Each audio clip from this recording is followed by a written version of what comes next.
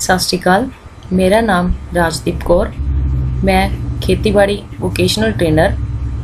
बच्चों, अज साडा टॉपिक है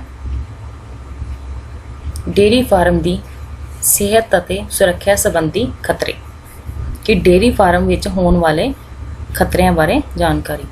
सब तो पहला असीं डिस्कस करन जा रहे हैं खेती फार्म डेयरी फार्म नूं साफ सुथरा रखना। आम तौर पर पशुओं वाले शैड की साफ सफाई वाल ध्यान जां परख पड़चोल नहीं की जाती। ये जानते हुए कि गावां तां ही साफ सुथरियां रह सकदियां हन जेकर शैड का फर्श साफ होवे। साफ सफाई तो भाव मिट्टी घट्टे अते गंदगी तो रहत करना। परंतु हाईजीन एक बहुत वड्डा शब्द है जिसका भाव सेहत पक्षों सुरक्षा होना।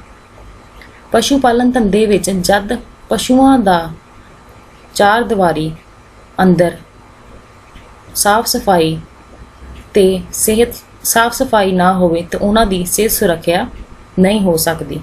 इसलिए साफ सफाई अते सेहत सुरक्षा बहुत ज़्यादा महत्वपूर्ण चीज़ां हन। जिवें कि तुसीं तस्वीर विच वेख रहे हो साफ सुथरा पशुओं का शैड। हुण असीं गल करन जा रहे हैं पशु पालन धंधे विच खतरे कि जेकर असीं पशु पालन कर रहे हैं डेयरी फार्म खोलिया होया तो उहदे विच किहड़े-किहड़े खतरे हो सकते हैं। इस विच दो तरह के खतरे हैं। देखो जिवें कि स्क्रीन विच तुसीं देख सकते हो पशुओं तो खतरे ते साजो समान की वरतों दौरान खतरे। सब तो पहला असीं डिस्कस करांगे पशुओं तो होने वाले खतरे। पशुओं द्वारा कामे नूं सੱਟ लग सकती है। तुसीं देखिया होएगा कि कई बार डेयरी वर्कर द्वारा पशु नूं साफ सफाई करदिआं नवाउंदिआं धवाउंदिआं या धार कड्ढण लग्गिआं जिहड़ा कि पशु हुंदा लत्त मार दिंदा। इस तरह की हुंदा कामे नूं सੱਟ लग सकती है या पशु अपनी पूंछ मार दिंदा, कामे दी अख विच वाल चल जाए तो तां भी बहुत मेजर प्रॉब्लम हो जाती। उस तो बाद दूसरा खतरा एक पशु दूसरे पशु नूं जख्मी कर सकता है। तीसरा पशुओं जां मनुक्खां नूं बीमारी लग सकती है कि एक पशु तो दूसरे पशु नूं या मनुख नूं बीमारी लग सकती है। उस तो बाद हुण असीं गल करन जा रहे हैं साजो समान की वरतों दौरान खतरे। सब तो पहला खेती संदां जां होर साजो समान की वरतों दौरान कामे नूं सੱਟ लग जानी। सैकेंड साजो समान जां खेती संद खराब होण नाल आर्थिक नुकसान होना। पैदावार दे खराब होने कारण नुकसान मतलब कि जेकर पैदावार दी सही सानू राशि ना मिले उहदी विक्री वधिया ना होवे ते तां वी की कामे नूं नुकसान है। गलत ढंग नाल काम करन दी आदत नाल सੱਟ लग सकती है। ये सी डेयरी फार्म विच होने वाले खतरे। हुण असीं गल करन जा रहे हैं कि डेयरी कामिਆਂ दौरान आम तौर ते सुरक्षा प्रदान करन वाले साजो समान।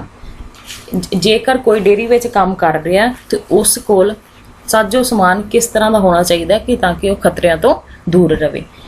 स्क्रीन ते तुसीं देख सकते हो सब तो पहला दस्ताने खतरनाक पदार्थ गर्म ठंडियां वस्तुआं तिखे संदां तो पशु पालक नूं बचाउंदे हन।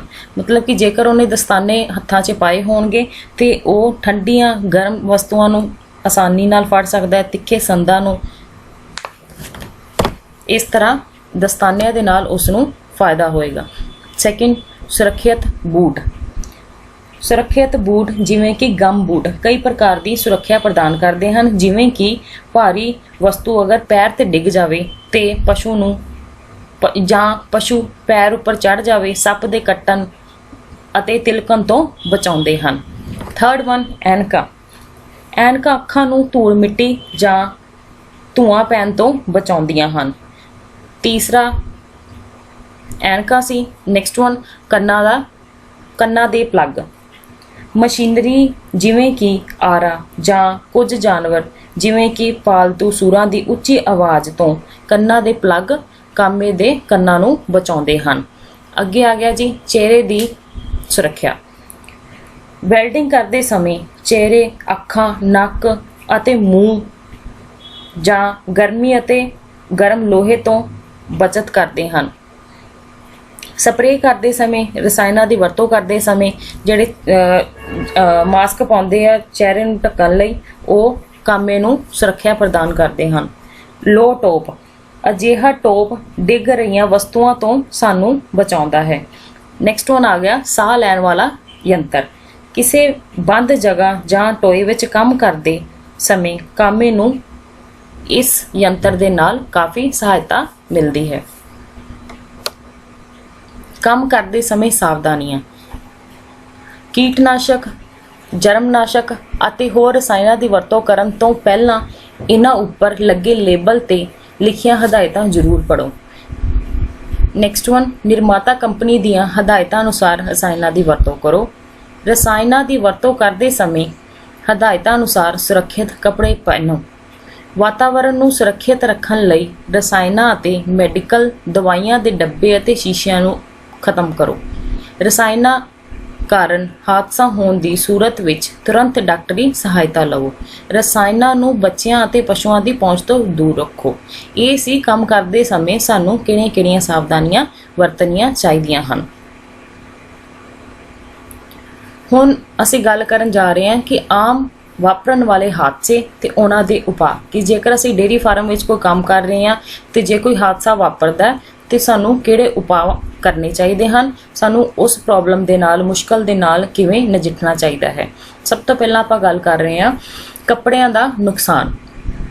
ਉਪਾਅ, ਆਰਾਮਦਾਇਕ ਕੱਪੜੇ ਪਹਿਨੋ ਜੋ ਜ਼ਿਆਦਾ ਖੁੱਲੇ ਜਾਂ ਢਿੱਲੇ ਨਾ ਹੋਣ। ਵਾਟਰਪ੍ਰੂਫ ਗਮ ਬੂਟ ਪਹਿਨਣੇ ਚਾਹੀਦੇ ਹਨ।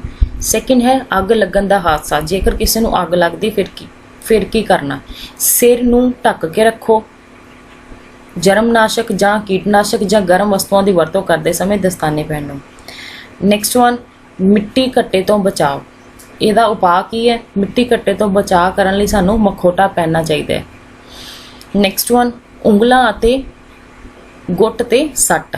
ਇਸ ਹਾਦਸੇ ਤੋਂ ਬਚਣ ਲਈ ਹੱਥਾਂ ਤੇ ਦਸਤਾਨੇ ਪਹਿਨਣੇ ਚਾਹੀਦੇ ਹਨ।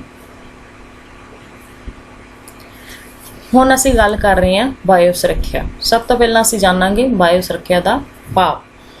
ਇਹ ਜਾਤੀ ਸੁਰੱਖਿਆ ਦੇ ਉਪਾਅ ਅਤੇ ਤਰੀਕੇ ਹਨ ਜਿਨ੍ਹਾਂ ਦੁਆਰਾ ਜੀਵਾਣੂਆਂ ਦੀ ਚੋਰੀ ਜਾਂ ਦੁਰਵਰਤੋਂ ਜਾਂ ਜਾਣਬੁੱਝ ਕੇ ਇਹਨਾਂ ਨੂੰ ਵਾਤਾਵਰਣ ਵਿੱਚ ਛੱਡ ਦੇਣਾ ਆਦਿ ਘਟਨਾਵਾਂ ਦੀ ਰੋਕਥਾਮ ਕੀਤੀ ਜਾਂਦੀ ਹੈ। ਸਭ ਤੋਂ ਪਹਿਲਾ ਪੁਆਇੰਟ ਹੈ ਡੇਅਰੀ ਫਾਰਮ ਵਿੱਚ ਪ੍ਰਵੇਸ਼ ਦੀ ਮਨਾਹੀ। ਅਸੀਂ ਗੱਲ ਕਰ ਰਹੇ ਹਾਂ ਕਿ ਜੇਕਰ ਕੋਈ ਘਟਨਾ ਵਾਪਰਦੀ ਹੈ ਤੇ ਉਸ ਤੋਂ ਕਿਵੇਂ ਬਚਿਆ ਜਾ ਸਕਦਾ। ਤਸਵੀਰ ਵਿੱਚ ਤੁਸੀਂ ਦੇਖ ਰਹੇ ਹੋ ਬੋਰਡ ਲੱਗਾ ਹੋਇਆ ਡੂ ਨਾਟ ਐਂਟਰ। ਇਸ ਤੋਂ ਇਹ ਹੈ ਕਿ ਅਸੀਂ ਜੇਕਰ ਕਿਸੇ ਜਗ੍ਹਾ ਨੂੰ ਪ੍ਰੋਟੈਕਟ ਕਰਨਾ ਤੇ ਉਹਦੇ ਚਾਰ ਦੀਵਾਰੇ ਕੰਡੇਦਾਰ ਤਾਰ ਜਾਂ ਦੀਵਾਰੀ ਕਰਕੇ ਅਸੀਂ ਬਾਹਰਲੇ ਲੋਕਾਂ ਨੂੰ ਆਉਣ ਤੋਂ ਰੋਕ ਸਕਦੇ ਹਾਂ ਜਾਂ ਬਾਹਰੀ ਕਿਸੇ ਜਾਨਵਰ ਦੇ ਪ੍ਰਵੇਸ਼ ਤੋਂ ਆਪਣੇ ਫਾਰਮ ਵਿੱਚ ਆਉਣ ਤੋਂ ਰੋਕ ਸਕਦੇ ਹਾਂ ਤਾਂ ਕਿ ਨੁਕਸਾਨ ਨਾ ਹੋ ਸਕੇ। ਸੈਕਿੰਡ ਹੈਗਾ ਫੁੱਟਬਾਥ। ਜਿਵੇਂ ਕਿ ਤੁਸੀਂ ਤਸਵੀਰ ਵਿੱਚ ਦੇਖ ਸਕਦੇ ਹੋ ਕਿ ਗੇਟ ਦੇ ਵਿੱਚ ਐਂਟਰ ਕਰਨ ਤੋਂ ਪਹਿਲਾਂ ਪਾਣੀ ਇਕੱਠਾ ਹੋਇਆ ਪਿਆ।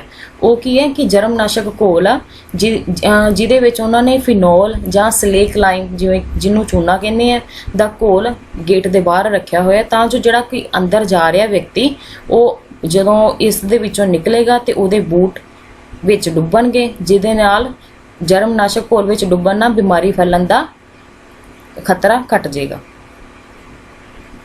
ਅੱਗੇ ਡੇਅਰੀ ਫਾਰਮ ਦੀ ਸਫਾਈ ਅਤੇ ਕੀਟਾਣੂ ਰਹਿਤ ਕਰਨਾ। ਕਿਸੇ ਵੀ ਬਿਮਾਰੀ ਨੂੰ ਰੋਕਣ ਲਈ ਸਭ ਤੋਂ ਪਹਿਲਾ ਅਤੇ ਮੇਜਰ ਕੰਮ ਹੀ ਹੈ ਕਿ ਡੇਅਰੀ ਫਾਰਮ ਦੀ ਸਾਫ਼ ਸਫਾਈ ਹੋਵੇ ਤੇ ਉਸ ਨੂੰ ਕੀਟਾਣੂ ਰਹਿਤ ਕੀਤਾ ਜਾਵੇ। ਹੁਣ ਅਸੀਂ ਗੱਲ ਕਰ ਰਹੇ ਹਾਂ ਮੁਰਦੇ ਪਸ਼ੂ ਦਾ ਨਿਕਾਸ। ਡੇਅਰੀ ਧੰਦੇ ਵਿੱਚ ਪਸ਼ੂ ਦੀ ਮੌਤ ਹੋਣਾ ਇੱਕ ਆਮ ਗੱਲ ਹੈ। ਡੇਅਰੀ ਫਾਰਮ ਨੂੰ ਸਾਫ਼ ਰੱਖਣ ਅਤੇ ਪਸ਼ੂਆਂ ਦੀ ਸਿਹਤ ਵੱਲ ਉਚੇਚਾ ਧਿਆਨ ਦੇਣ ਦੇ ਬਾਵਜੂਦ ਵੀ ਕਈ ਡੰਗਰ ਬਿਮਾਰੀ ਦੇ ਨਾਲ ਮਰ ਜਾਂਦੇ ਹਨ। ਕੁਦਰਤੀ ਆਫਤਾਂ ਜਿਵੇਂ ਕਿ ਹੜ੍ਹ, ਗਰਮੀ, ਸਰਦੀ, ਕਾਲ ਪੈਣ ਕਾਰਨ ਅਨੇਕਾਂ ਡੰਗਰਾਂ ਦੀ ਮੌਤ ਹੋ ਸਕਦੀ ਹੈ। ਇਸ ਲਈ ਇਹਨਾਂ ਨੂੰ ਸਹੀ ਢੰਗ ਦੇ ਨਾਲ ਨਸ਼ਟ ਕਰਨਾ ਬਹੁਤ ਜ਼ਰੂਰੀ ਹੈ ਤਾਂ ਜੋ ਮਿੱਟੀ ਅਤੇ ਪਾਣੀ ਘੱਟ ਤੋਂ ਘੱਟ ਪ੍ਰਦੂਸ਼ਿਤ ਹੋਣ ਅਤੇ ਬਿਮਾਰੀ ਫੈਲਣ ਤੇ ਜੰਗਲੀ ਜਾਨਵਰਾਂ ਲਈ ਖਿੱਚ ਦਾ ਖਤਰਾ ਘੱਟ ਤੋਂ ਘੱਟ ਹੋਵੇ। ਦੇਖੋ ਹੁਣ ਅਸੀਂ ਗੱਲ ਕਰਦੇ ਹਾਂ ਕਿ ਮੁਰਦਾ ਪਸ਼ੂ ਨੂੰ ਨਸ਼ਟ ਕਰਨ ਦੇ ਕਿਹੜੇ-ਕਿਹੜੇ ਢੰਗ ਹਨ ਜਾਂ ਅਸੀਂ ਕਿਹਨਾਂ ਤਰੀਕਿਆਂ ਦੇ ਨਾਲ ਜਿਹੜੇ ਮੁਰਦਾ ਪਸ਼ੂ ਆ ਉਹਨੂੰ ਨਿਪਟਾਰਾ ਕਰਕੇ ਬਾਕੀ ਪ੍ਰਦੂਸ਼ਣ ਨੂੰ ਹੋਣ ਤੋਂ ਬਚਾ ਸਕਦੇ ਹਾਂ। ਸਭ ਤੋਂ ਪਹਿਲੀ ਤੁਸੀਂ ਦੇਖ ਸਕਦੇ ਹੋ ਪੁਆਇੰਟ, ਮੁਰਦਾ ਪਸ਼ੂ ਨੂੰ ਖਪਾਉਣ ਦੇ ਢੰਗ, ਦਬਾ ਦਿਓ। ਸੈਕਿੰਡ ਵਨ, ਫਸਟ ਵਨ ਹੈ ਦਬਾ ਦਿਓ ਮਤਲਬ ਕਿ ਮੁਰਦਾ ਸਰੀਰ ਜਿਹੜਾ ਜਾਨਵਰ ਦਾ ਹੈ ਉਸ ਨੂੰ ਇੱਕ ਟੋਇਆ ਪੁੱਟ ਕੇ ਉਸ ਵਿੱਚ ਮਿੱਟੀ ਪਾ ਕੇ ਦਬਾ ਦਿੱਤਾ ਜਾਂਦਾ ਹੈ। ਇਹ ਬਹੁਤ ਹੀ ਸਸਤਾ, ਵਾਤਾਵਰਣ ਪੱਖ ਤੋਂ ਸੁਰੱਖਿਅਤ ਅਤੇ ਆਸਾਨ ਤਰੀਕਾ ਹੈ। ਸੈਕਿੰਡ, ਜਲਾ ਦਿਓ। ਇਹ ਦੇਖ ਸਕਦੇ ਹੋ ਤੁਸੀਂ ਕਿ ਜਦੋਂ ਕਿਸੇ ਵੀ ਅਸੀਂ ਪਸ਼ੂ ਨੂੰ ਜਲਾ ਸਕਦੇ ਮਰ ਜਾਂਦਾ ਹੈ ਤਾਂ ਉਸ ਨੂੰ ਜਲਾ ਦਿਓ, ਪਰ ਜਲਾਉਣ ਲਈ ਕੁਝ ਗੱਲਾਂ ਸਾਨੂੰ ਧਿਆਨ ਵਿੱਚ ਰੱਖਣੀਆਂ ਚਾਹੀਦੀਆਂ ਹਨ। ਖੁੱਲੀ ਹਵਾ ਵਿੱਚ ਜਲਾਉਣਾ ਚਾਹੀਦਾ ਹੈ, ਜੀਵਾਣੂ ਦੁਆਰਾ ਜਲਾਉਣਾ ਚਾਹੀਦਾ ਹੈ ਅਤੇ ਬੰਦ ਕਮਰੇ ਜਾਂ ਚੈਂਬਰ ਵਿੱਚ ਜਲਾਉਣਾ ਚਾਹੀਦਾ ਹੈ। ਨੈਕਸਟ ਵਨ, ਮਿੱਟੀ ਵਿੱਚ ਦਬਾਉਣਾ। ਜਦੋਂ ਅਸੀਂ ਕਿਸੇ ਵੀ ਜਾਨਵਰ ਨੂੰ ਮਤਲਬ ਕਿ ਖਪਤ ਕਰਨਾ, ਨਸ਼ਟ ਕਰਨਾ, ਤੇ ਉਹਨੂੰ ਉਹੀ ਪਹਿਲੇ ਪੁਆਇੰਟ 'ਚ ਆਪਾਂ ਸਾਰੇ ਗੱਲ ਡਿਸਕਸ ਕੀਤੀ ਹੈ ਕਿ ਮਿੱਟੀ ਵਿੱਚ ਟੋਇਆ ਪੁੱਟੋ ਤੇ ਦਬਾ ਦਿਓ। ਨੈਕਸਟ ਵਨ, ਜਲਾਉਣ ਨਾਲ ਵਰਤੋਂ ਯੋਗ ਉਤਪਾਦ ਤਿਆਰ ਕਰਨਾ। ਇਹਦੇ ਵਿੱਚ ਕੀ ਹੈ ਕਿ ਇਸ ਤਰੀਕੇ ਨਾਲ ਅਸੀਂ ਮੁਰਦਾ ਸਰੀਰ ਨੂੰ ਇੱਕ ਖਾਸ ਪ੍ਰੈਸ਼ਰ ਅਧੀਨ 240 ਤੋਂ 290 ਡਿਗਰੀ ਫਾਰਨਹਾਈਟ ਤਾਪਮਾਨ ਤੇ ਜਲਾਉਂਦੇ ਆ ਤਾਂ ਜੋ ਹਾਨੀਕਾਰਕ ਜੀਵਾਣੂ ਖਤਮ ਹੋ ਜਾਣ। ਅਤੇ ਇਹ ਵਾਤਾਵਰਣ ਪ੍ਰੇਮੀ ਤਰੀਕਾ ਹੈ ਕਿਉਂਕਿ ਇਸ ਦੁਆਰਾ ਪਸ਼ੂ ਦੀ ਪ੍ਰੋਟੀਨ ਦੀ ਵਰਤੋਂ ਯੋਗ ਉਤਪਾਦ ਜਿਵੇਂ ਕਿ ਮੀਟ ਜਾਂ ਬੋਨ ਮੀਲ ਤਿਆਰ ਕੀਤੇ ਜਾਂਦੇ ਹਨ। ਨੈਕਸਟ ਵਨ ਹੈ ਕੀਟਾਣੂਆਂ ਦੁਆਰਾ ਸਰੀਰ ਨੂੰ ਖਤਮ ਕਰਨਾ ਜਾਂ ਇਹਨੂੰ ਖਮੀਰੀਕਰਨ ਵੀ ਅਸੀਂ ਕਹਿ ਸਕਦੇ ਹਾਂ। ਇਹਦੇ ਵਿੱਚ ਕੀ ਕਰਦੇ ਆ ਕਿ ਜੀਵਾਣੂਆਂ ਦੁਆਰਾ ਸਰੀਰ ਨੂੰ ਖਤਮ ਕੀਤਾ ਜਾਂਦਾ ਹੈ, ਗਾਲਿਆ ਜਾਂਦਾ ਹੈ। ਇਸ ਤਰੀਕੇ ਦੇ ਨਾਲ ਮੁਰਦਾ ਸਰੀਰ ਤੋਂ ਬਾਇਓਗੈਸ ਉਤਪੰਨ ਕੀਤੀ ਜਾਂਦੀ ਹੈ। ਨੈਕਸਟ ਲਾਸਟ ਵਨ ਆ ਗਿਆ ਅਲਕਲੀ ਦੇ ਘੋਲ ਪਾ ਕੇ ਸਰੀਰ ਨੂੰ ਖਤਮ ਕਰਨਾ। ਇਹਦੇ ਵਿੱਚ ਕੀ ਹੈ ਕਿ ਮੁਰਦਾ ਸਰੀਰ ਨੂੰ ਗਾਲਣ ਜਾਂ ਨਸ਼ਟ ਕਰਨ ਲਈ ਅਲਕਲੀ ਦਾ ਘੋਲ ਇਸਤੇਮਾਲ ਕੀਤਾ ਜਾਂਦਾ।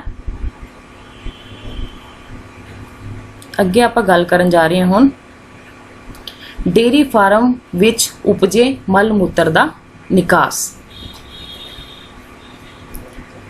ਮਲ ਮੂਤਰ ਤੋਂ ਭਾਵ ਕਿ ਜਿਹੜਾ ਕਿ ਡੇਅਰੀ ਫਾਰਮ ਵਿੱਚ ਇਹ ਤਾਂ ਹੈ ਕਿ ਜੇ ਜਾਨਵਰ ਨੇ ਤੇ ਉਹ ਗੋਬਰ ਵੀ ਕਰਨਗੇ, ਤੇ ਪਰ ਉਹਦੀ ਸਾਫ ਸਫਾਈ ਵੱਲ ਵੀ ਅਸੀਂ ਆਪ ਹੀ ਧਿਆਨ ਦੇਣਾ। ਇਸ ਲਈ ਇਸ ਟੌਪਿਕ 'ਚ ਅਸੀਂ ਇਹ ਡਿਸਕਸ ਕਰਾਂਗੇ ਕਿ ਗੋਬਰ ਦਾ ਨਿਪਟਾਰਾ ਅਸੀਂ ਕਿਵੇਂ ਕਰਨਾ, ਗੋਬਰ ਨੂੰ ਇਕੱਠਾ ਕਰਨਾ ਅਤੇ ਧੋਣਾ। ਬਿਮਾਰੀਆਂ ਫੈਲਾਉਣ ਵਾਲੇ ਅਨੇਕਾਂ ਜੀਵਾਣੂਆਂ ਅਤੇ ਕੀੜੇ ਮਕੌੜੇ ਗੋਬਰ ਵਿੱਚ ਹੀ ਪਨਪਦੇ ਹਨ। ਅਸੀਂ ਪਹਿਲਾਂ ਵੀ ਡਿਸਕਸ ਕਰ ਚੁੱਕੇ ਹਾਂ ਕਿ ਤਰ੍ਹਾਂ ਦੀ ਬਿਮਾਰੀਆਂ ਲੱਗਦੀਆਂ ਤੇ ਉਹਨਾਂ ਵਿੱਚੋਂ ਇਹ ਵੀ ਇੱਕ ਕਾਰਨ ਹੈ ਕਿ ਜਿਹੜਾ ਗੋਬਰ ਵਿੱਚ ਜੀਵਾਣੂ ਤੇ ਕੀੜੇ ਮਕੌੜੇ ਬਹੁਤ ਜਲਦੀ ਪਨਪਦੇ ਹਨ। ਡੇਅਰੀ ਫਾਰਮ ਦੀ ਚੰਗੀ ਸੰਭਾਲ ਲਈ ਪਸ਼ੂਆਂ ਦੇ ਸ਼ੈੱਡ ਵਿੱਚੋਂ ਹਰ ਰੋਜ਼ 2 ਵਾਰ ਗੋਹਾ ਇਕੱਠਾ ਕਰਕੇ ਬਾਹਰ ਕੱਢਣ ਉਪਰੰਤ ਧੋਣਾ ਚਾਹੀਦਾ ਹੈ। ਸਫਾਈ ਕਰਨ ਦੇ ਇੱਕ ਹੋਰ ਤਰੀਕੇ ਅਨੁਸਾਰ ਗੋਹੇ ਅਤੇ ਮਲ ਮੂਤਰ ਨੂੰ ਪਾਈਪ ਰਾਹੀਂ ਪ੍ਰੈਸ਼ਰ ਵਾਲੇ ਪਾਣੀ ਨਾਲ ਸ਼ੈੱਡ ਤੋਂ ਬਾਹਰ ਕੱਢ ਦਿੱਤਾ ਜਾਂਦਾ ਹੈ। ਹੁਣ ਅਸੀਂ ਗੱਲ ਕਰ ਰਹੇ ਹਾਂ ਕਿ ਰੂੜੀ ਦੀ ਵਰਤੋਂ ਦੇ ਵੱਖ-ਵੱਖ ਤਰੀਕੇ, ਕਿਉਂਕਿ ਜਦੋਂ ਅਸੀਂ ਜੇ ਡੇਅਰੀ ਫਾਰਮ ਦੀ ਗੱਲ ਕਰੀਏ ਉੱਥੇ ਗੋਹਾ ਤੇ ਰੂੜੀ ਹੋਣਾ ਇੱਕ ਆਮ ਜੀ ਗੱਲ ਆ, ਤੇ ਜਦ ਕਿ ਜੇ ਅਸੀਂ ਰੂੜੀ ਨੂੰ ਬਾਹਰ ਸੁੱਟ ਦਈਏ ਤੇ ਉਹਦੇ ਨਾਲ ਸਾਨੂੰ ਨੁਕਸਾਨ ਹੈ, ਕਿਉਂਕਿ ਰੂੜੀ ਦੀ ਆਪਾਂ ਇੱਕ ਹੋਰ ਢੰਗ ਦੇ ਨਾਲ ਵਰਤੋਂ ਕਰ ਸਕਦੇ ਹਾਂ। ਉਸ ਨੂੰ ਖਾਦ ਦੇ ਤੌਰ ਤੇ ਆਪਣੇ ਖੇਤਾਂ ਵਿੱਚ ਪਾ ਸਕਦੇ ਹਾਂ, ਜਿਸ ਦੇ ਨਾਲ ਸਾਡੀ ਫਸਲ ਵਿੱਚ ਤਾਂ ਵਾਧਾ ਹੋਣਾ ਹੀ ਹੈ ਤੇ ਨਾਲ ਸਾਡਾ ਜਿਹੜਾ ਡੇਅਰੀ ਫਾਰਮ ਆ ਉਹ ਵੀ ਸਾਫ਼ ਸੁਥਰਾ ਰਹੇਗਾ। ਦੇਖੋ ਹੁਣ ਅਸੀਂ ਗੱਲ ਕਰਨ ਜਾ ਰਹੇ ਹਾਂ ਰੂੜੀ ਦੀ ਵਰਤੋਂ ਦੇ ਤਰੀਕੇ। ਫਸਟ ਵਨ ਹੈ ਖੇਤ ਵਿੱਚ ਰੂੜੀ ਦੀ ਖਾਦ ਪਾ ਕੇ ਤੁਰੰਤ ਖੇਤ ਨੂੰ ਵਾਹ ਦੇਣਾ। ਇਸ ਨਾਲ ਕੀ ਹੋਏਗਾ, ਜਿਹੜੀ ਸਾਡੀ ਫਸਲ ਆ ਉਹ ਵਧੀਆ ਢੰਗ ਦੇ ਨਾਲ ਸਾਨੂੰ ਉਤਪਾਦ ਦੇਗੀ। ਸੈਕਿੰਡ, ਰੂੜੀ ਦੀ ਖਾਦ ਤਿਆਰ ਕਰਨ ਉਪਰੰਤ ਵਰਤੋਂ। ਨੈਕਸਟ ਵਨ, ਕੰਪੋਸਟ ਖਾਦ ਬਣਾ ਸਕਦੇ ਹਾਂ ਅਸੀਂ ਉਸ ਦੀ। ਫਿਰ ਗੰਡੋਇਆ ਖਾਦ ਬਣਾ ਸਕਦੇ ਹਾਂ। ਨੈਕਸਟ ਵਨ, ਬਾਇਓਗੈਸ ਪਲਾਂਟ ਵਿੱਚ ਗੋਬਰ ਦੀ ਵਰਤੋਂ ਤੋਂ ਗੈਸ ਅਤੇ ਗੋਹੇ ਦੀ ਤਰਲ ਖਾਦ ਤਿਆਰ ਹੋ ਸਕਦੀ ਹੈ, ਜਿਸ ਨੂੰ ਅਸੀਂ ਆਪਣੇ ਖੇਤਾਂ ਵਿੱਚ ਪਾ ਸਕਦੇ ਹਾਂ। ਆਰਗੈਨਿਕ ਮਲਚ ਜਾਂ ਮੱਲੜ ਦੇ ਰੂਪ ਵਿੱਚ ਵਰਤ ਸਕਦੇ ਹਾਂ। ਕੁਦਰਤੀ ਖੇਤੀ ਵਿੱਚ ਰੂੜੀ ਦੀ ਖਾਦ ਦੀ ਵਰਤੋਂ। ਇਹ ਸੀਗੇ ਸਾਰੇ ਖਾਦ ਦੀ ਰੂੜੀ ਦੀ ਵਰਤੋਂ ਦੇ ਤਰੀਕੇ ਕਿ ਜਿਸ ਨੂੰ ਅਸੀਂ ਖਾਦ ਦੇ ਤੌਰ ਤੇ ਆਪਣੇ ਖੇਤਾਂ ਵਿੱਚ ਵਰਤ ਸਕਦੇ ਹਾਂ। ਹੁਣ ਅਸੀਂ ਗੱਲ ਕਰ ਰਹੇ ਹਾਂ ਗੋਬਰ ਦੀ ਵਰਤੋਂ। ਜਿਵੇਂ ਕਿ ਅਸੀਂ ਰੂੜੀ ਦੀ ਵਰਤੋਂ ਕਰ ਸਕਦੇ, ਇਦਾਂ ਹੀ ਅਸੀਂ ਗੋਬਰ ਦੀ ਵੀ ਵਰਤੋਂ ਖਾਦ ਬਣਾਉਣ ਲਈ ਕਰ ਸਕਦੇ ਹਾਂ। ਹੁਣ ਪਸ਼ੂਆਂ ਦੇ ਗੋਬਰ ਅਤੇ ਮਲ ਮੂਤਰ ਦੀ ਨਿਕਾਸੀ ਅਤੇ ਵਰਤੋਂ ਦੇ ਕਈ ਤਰੀਕੇ ਹਨ, ਜਿਨ੍ਹਾਂ ਦੁਆਰਾ ਇਸ ਖਾਦ ਨੂੰ ਮਿੱਟੀ ਵਿੱਚ ਮਿਲਾਇਆ ਜਾ ਸਕਦਾ ਹੈ। ਖੇਤੀ ਵਿੱਚ ਇਸ ਦੀ ਵਰਤੋਂ ਹੇਠ ਲਿਖੇ ਤਰੀਕਿਆਂ ਨਾਲ ਕੀਤੀ ਜਾ ਸਕਦੀ ਹੈ। ਪਹਿਲਾ ਤਰੀਕਾ ਹੈ ਰੂੜੀ ਦੀ ਖਾਦ ਦੇ ਰੂਪ ਵਿੱਚ। ਨੈਕਸਟ ਵਨ ਕੰਪੋਸਟ ਖਾਦ ਦੇ ਰੂਪ ਵਿੱਚ, ਗੰਡੋਏ ਦੀ ਖਾਦ ਦੇ ਰੂਪ ਵਿੱਚ। ਅਗਲਾ ਹੈ ਬਾਇਓਗੈਸ ਪਲਾਂਟ ਵਿੱਚ ਇਸ ਦੀ ਵਰਤੋਂ ਗੈਸ ਅਤੇ ਤਰਲ ਖਾਦ ਬਣਾਉਣ ਲਈ ਕੀਤੀ ਜਾਂਦੀ ਹੈ। ਤੇ ਨੈਕਸਟ ਵਨ ਹੈ ਆਰਗੈਨਿਕ ਮਲਚ ਜਾਂ ਮੱਲੜ ਦੇ ਰੂਪ 'ਚ ਇਸ ਦੀ ਵਰਤੋਂ ਬਾਰਿਸ਼ ਅਤੇ ਪਾਣੀ ਦੇ ਤੇਜ਼ ਵਹਾਅ ਦੇ ਕਾਰਨ ਭੂਮੀ ਦੇ ਖੁਰਨ ਤੋਂ ਬਚਾਇਆ ਜਾ ਸਕਦਾ ਹੈ। ਹੁਣ ਇਹਨਾਂ ਦੀ ਅਸੀਂ ਡਿਟੇਲ ਕਰਾਂਗੇ।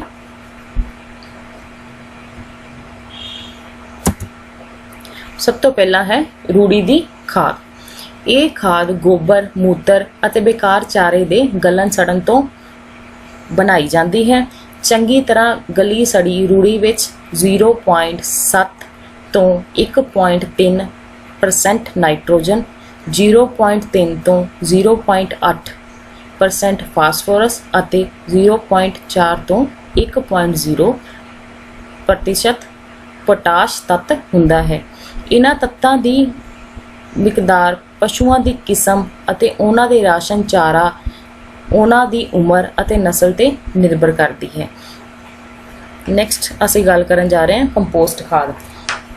ਕੰਪੋਸਟ ਖਾਦ ਇਹ ਇੱਕ ਕੁਦਰਤੀ ਵਿਧੀ ਦੇ ਨਾਲ ਤਿਆਰ ਕੀਤੀ ਜਾਂਦੀ ਹੈ, ਜਿਸ ਵਿੱਚ ਸੂਖਮ ਜੀਵਾਂ ਦੁਆਰਾ ਆਰਗੈਨਿਕ ਪਦਾਰਥਾਂ ਦੇ ਗਲਣ ਸੜਨ ਬਾਅਦ ਇਹ ਖਾਦ ਤਿਆਰ ਹੁੰਦੀ ਹੈ।